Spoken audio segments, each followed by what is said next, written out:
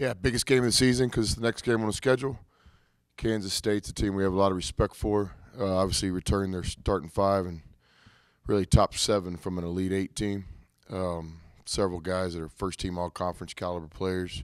It's one of the best home court advantages in our league. Great basketball fans in Manhattan. So we look forward to the next challenge on the schedule.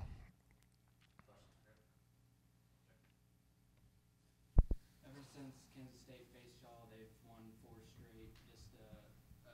What have you seen from them? Yeah, they just got their healthy roster back. Again, they returned 5 starters from an Elite Eight team. 2 guys that came off the bench are playing big roles again this year. They were picked by many to win the Big 12 Conference this year. Simply stated, they're one of the best teams in the country. Just like most championship, DNA type teams do, they weathered the storm during some injuries. Now they're back full speed, and they appear to be the team that everybody anticipated they would be.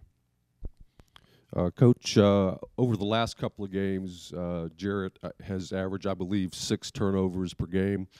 What's the key to getting that number down a little bit? He's just got to play better. Is he 100% healthy now? Or? I don't think anybody's 100% this time of year. In the Big 12, guys are banged up, but he's 100% cleared. So we look for him to play his normal minutes as the season goes on. Let's talk about Barry Brown and just what makes him one of the best players in the league and just so consistent. Yeah, first of all, it's just experience. I think we saw it firsthand ourselves when Keenan Evans was able to play in this conference for 4 years, the kind of minutes he played. So he's probably one of, if not the most experienced players in the Big 12. Offensively, he's just special because he can score at all 3 levels, around the basket, driving, maybe the best mid-range game in the Big 12. And then he can shoot the three-point shot. You have to respect it. On the other end, everybody on K-State's team is a good defender. That's their identity. They're one of the best defenses in college basketball. So, and I think he's really competitive. So he's one of the best players in the Big 12. Seems like you can trace some of their winning ways to getting Dean Wade back into the lineup. What kind of dynamic does he add when he's back and he's healthy? Yeah, he's preseason Big 12 Player of the Year. So, he's a really, really good player. He helps them on offense and defense, gives them extra possessions with offensive rebounds.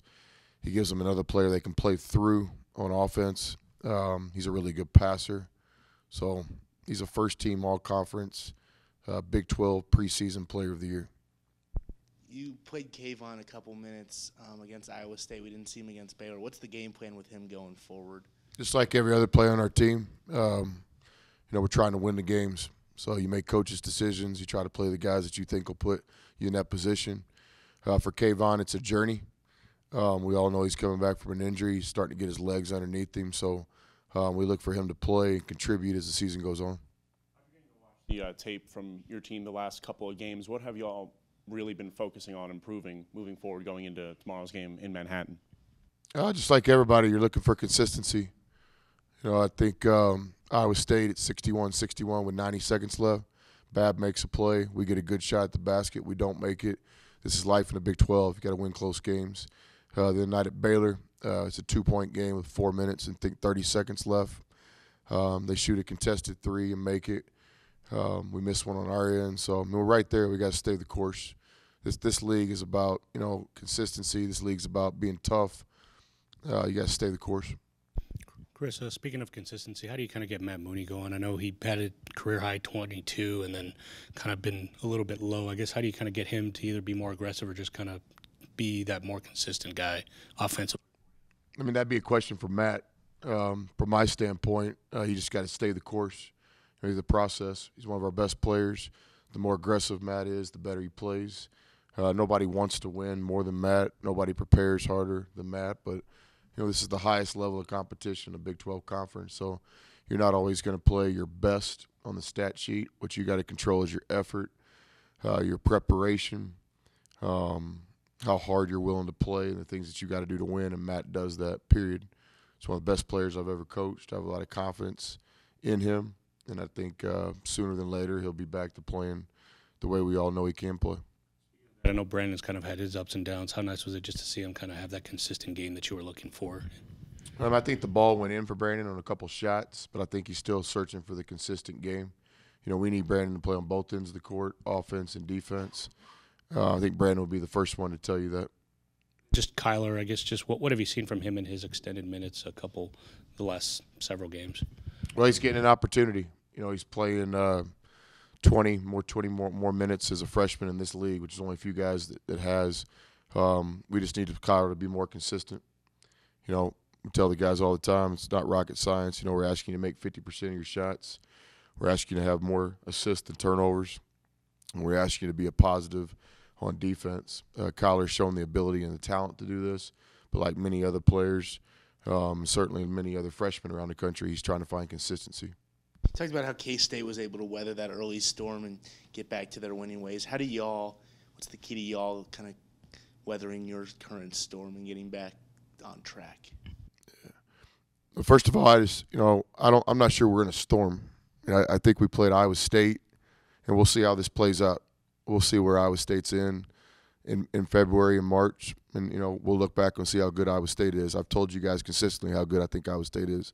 61-61 with 90 seconds left. So we played really well that night. Iowa State made a couple more plays. Last game we played on the road at Baylor, another Big 12 team that has 3 wins now. It's a 2-point game with 4.5 minutes left. So I don't mind the questions. Expectations are everything. It wasn't long ago around here where you guys sat in this room and you're pretty happy when you won a Big 12 game.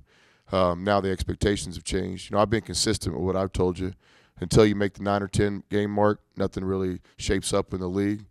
We're a team. I'm really proud of our guys. Let's think about this. K-State returns all 5 starters from an Elite 8 team.